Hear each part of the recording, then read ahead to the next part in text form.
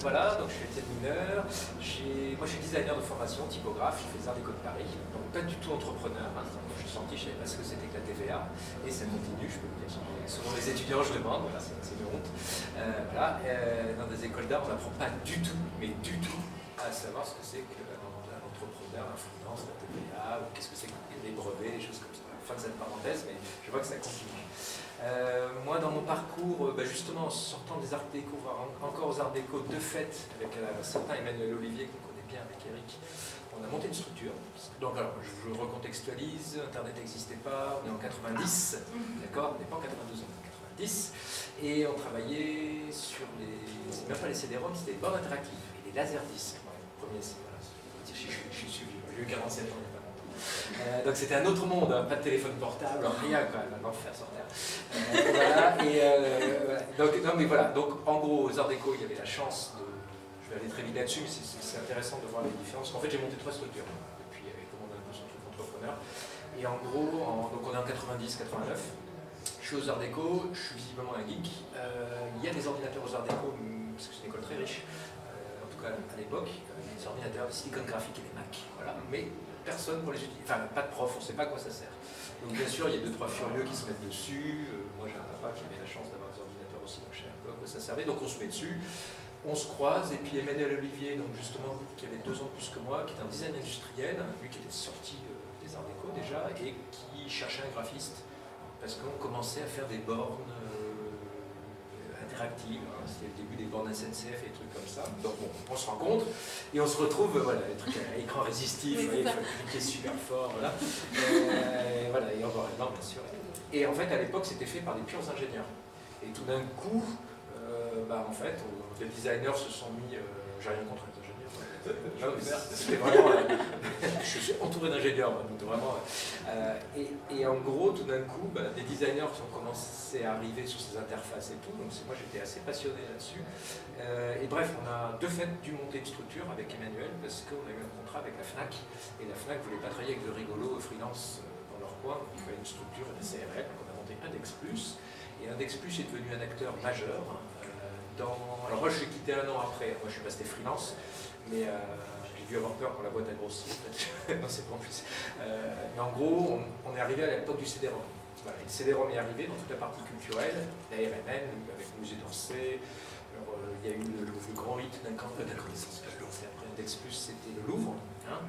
Alors, il y avait Montparnasse Multimédia, Index Plus, en gros, et il y avait Arborescence aussi, qui faisait plutôt du software. Voilà. Mais en gros, la France, avec les Américains et les Japonais, les New-Yorkais, on va dire, les voyageurs, était vraiment le.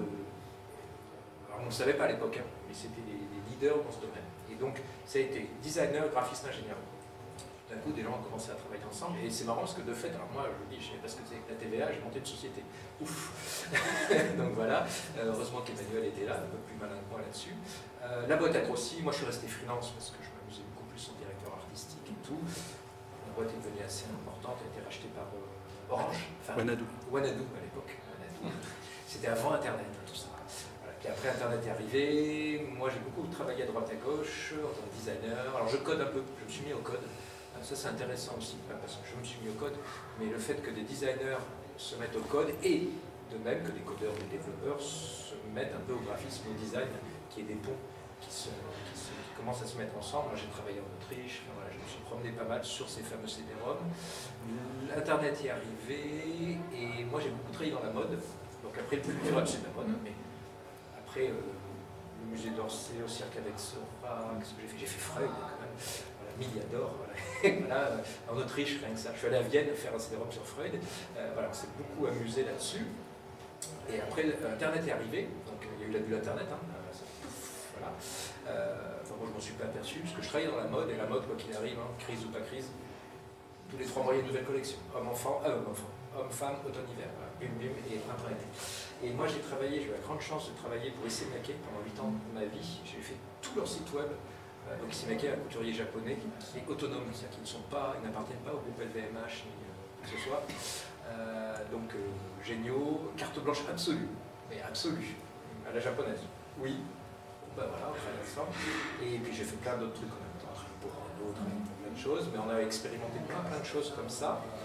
Et puis après, et là j'arrête sur la fin de ma vie, là, ça c'était une adolescence. Et après, j'ai commencé à fatiguer du Internet, comme tous les graphistes en général. Je pense que chez tes étudiants aussi. C'est-à-dire que genre, je veux tout faire sauf des sites web, quoi.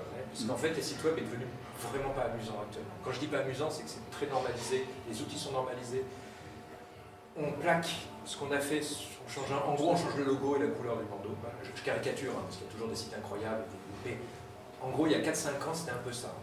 Que, voilà, on était sur des trucs bing, bing, bing, des sites de e-commerce. Moi, je veux comme Amazon, mais avec mes bouteilles de vin, avec mes bouteilles de parfum. Vous faites votre travail de designer, mais il n'y a plus du tout d'innovation, justement, de recherche un peu dans l'interface, et que l'interface soit vraiment liée au sens du site.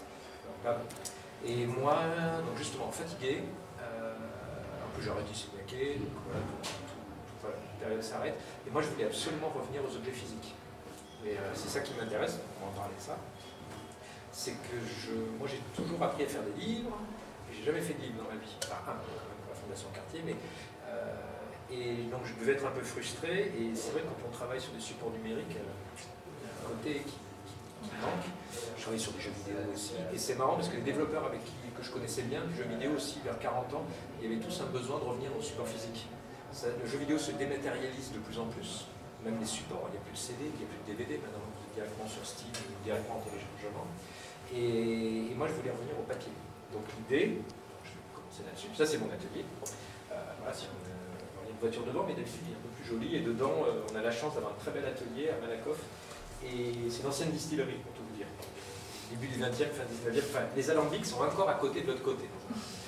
Et ça pour les réceptions. Et bon, je ne vous montre pas dedans, mais c'est un lieu plutôt marrant. Et voilà, en résumé, c'est ça, c'est qu'on aime les deux.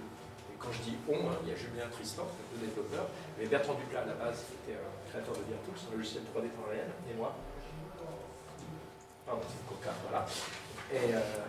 Et l'idée, c'est de dire de ne pas opposer le physique, le livre, papier, par exemple. Au début, on était pour ça qu'on s'appelle édition volumique, on voulait vraiment être éditeur papier à la base. On venait du jeu vidéo, caricaturé, et on voulait revenir au support, mais physique, sans oublier, moi j'avais quand même passé, Bertrand aussi, 25 ans déjà sur un écran. Et on avait appris 2-3 trucs dans tout ce qui était numérique, et on est baigné surtout dans le numérique depuis quelques temps. Et on a en gros tous un téléphone dans notre poche. En gros, je caricature, mais en gros, on peut dire que 80% de la population, voire plus, ont un smartphone. Voilà. Et même les 14 ans. Voilà, c'est une grande découverte depuis 2 ans. Voilà. Je fous les poches des ados, c'est très bizarre. Qu'est-ce que tu as comme téléphone? Je fais waouh, ils ont des téléphones mieux que leurs parents. Parce que les parents, ça je me suis aperçu, et c'est confirmé par nos amis d'Asbro aux États-Unis. Les parents, ils ont leur téléphone, ils marchent bien, tous les 2 ans, ils ont un truc qui permet d'avoir un téléphone plus récent, tout ça. Mais en fait, ils préfèrent garder leur téléphone qui marche. Par contre, l'ado, t'es un zombie, on voit le nouveau S4, S5, je sais pas quoi, Galaxy ou l'iPhone Bisus, ou aussi, je sais plus où on en est, donc c'est plutôt marrant, c'est chez les gens riches, mais quand même, hein, c'est vachement... Enfin, maintenant, un téléphone, un Android est plus très cher quand vous prenez un abonnement. Ça, c'est depuis 3-4 ans, c'est vraiment incroyable. Et donc, l'idée, c'était pas opposer les deux. Voilà. Parce que moi, tout le temps, chez les amis éditeurs, il y avait toujours une opposition, et toujours d'ailleurs, le livre, enfin, Internet c'est pour rien, le papier, Internet, il est pour rien, lui. Et déjà, moi, quand j'étais aux Arts Déco, je suis rentré en 87, et que les ordinateurs commençaient à arriver joyeusement, on me disait déjà, les livres, ils vont mourir. Je fais, vous voyez, actuellement, là, il n'y a jamais eu autant de livres en papier. Jamais. Il n'y en a jamais eu autant. La littérature jeunesse est juste incroyable. C'est-à-dire que la qualité, en tant que graphiste, les couleurs, les pop-up, la qualité du papier, enfin, vraiment, c'est des objets vraiment magnifiques. Et d'ailleurs, la littérature jeunesse se passe plutôt bien. Je crois que c'est 5%, en tout cas en France. Le reste, c'est compliqué. La presse, c'est autre chose. Mais les beaux livres ont de l'avenir. Moi, je suis parti là-dessus. Et en disant, en fait, j'ai un téléphone dans ma poche et j'ai un livre. Est-ce que les deux ne peuvent pas cohabiter? Donc ça, c'est des petites expérimentations il y a 5 ans, 2009. Alors je vous passe vite là-dessus, hein, c'était des protos, mais l'idée, toujours, c'est la boîte n'était pas créée encore volumique, c'était juste des envies. En se disant, je suis sûr que je peux faire rentrer mon téléphone dans mon ordinateur, justement, mais dans mon livre. Et ça, c'est des petits prototypes. C'est un petit prototype qui marche. Hein. Donc, c'est un livre qui sait à quelle page il est. Voilà. Donc, c'est vraiment du papier. Alors, dedans, on a des petits capteurs, des petits aimants, des petits trucs électroniques. par exemple, là, on a une musique, on a un petit buzzer, et à chaque fois qu'on tourne la page, on doit reproduire la mélodie. Vous voyez, c'est un Simon. Vous savez, vous avez 4 notes. Voilà, c'est un Simon papier. Mais il marche vraiment, d'accord. Alors, là, je triche parce que derrière, il y a plein de câbles. Il est branché sur le 220, il y a un PC, il y a une carte Arduino, voilà. Ah, c'est pas magique, hein. Mais quand je dis qu'il marche, vraiment. Là, pareil, à un moment donné, il faut taper, il y a le capteur de pression, il faut taper dans le livre pour avoir une information. Et en gros, on a des informations qui s'affichent. Ici. Ah oui, je vais mettre debout, c'est peut-être plus simple. Qui s'affichent ici. Et je vous explique. Là, pareil, à un moment donné, pour avoir une information spécifique, on a une petite boussole, il faut s'orienter vers le sud ou le nord pour avoir l'information. Donc on est avec un livre en papier, et on s'oriente vers le nord, ou vers ce que vous voulez. Pareil, le livre a la notion du temps. Donc à un moment donné, c'était basé sur le livre dont on peut être le héros, on vous dit, allez à la page 23, mais vous n'avez que 4 secondes. Et si vous n'y allez pas dans 4 secondes, le livre ne réagit plus pendant 20 minutes, il fait la tête. Voilà. Donc tout d'un coup, on avait des rapports un peu curieux avec celui-là. Là, pareil, c'était Pong. Comment faire Pong en livre. Là, l'idée qu'on a eue, toute simple, c'est que vous devez 10 fois tourner la page en rythme. C'est un jeu de rythme. Tac, tac, voilà. C'est assez bizarre, hein, mais ça marche. Donc, ça, c'était les premières expérimentations qui n'avaient aucune idée de, disons commercialement, rentabilité, faisabilité, juste.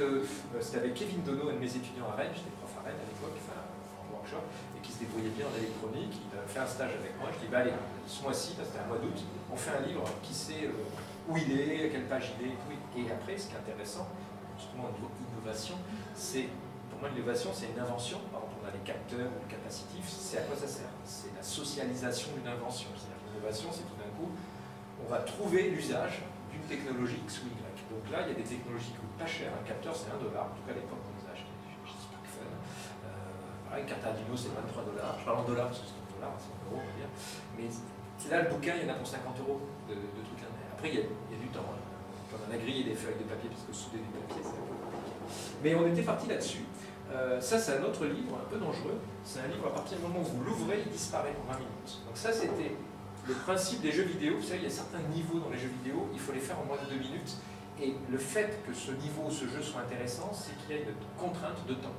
Parce que si vous avez autant de temps pour le faire, c'est déjà pas intéressant. Donc je me suis dit, qu'est-ce que ça veut dire de plaquer un mécanisme ludique de jeu vidéo dans un livre. Donc ça, c'est au bout de 2 minutes, voilà, et au bout de 5 minutes, ça fait comme ça. Et en fait, il noircit. Il disparaît d'une manière définitive. Voilà.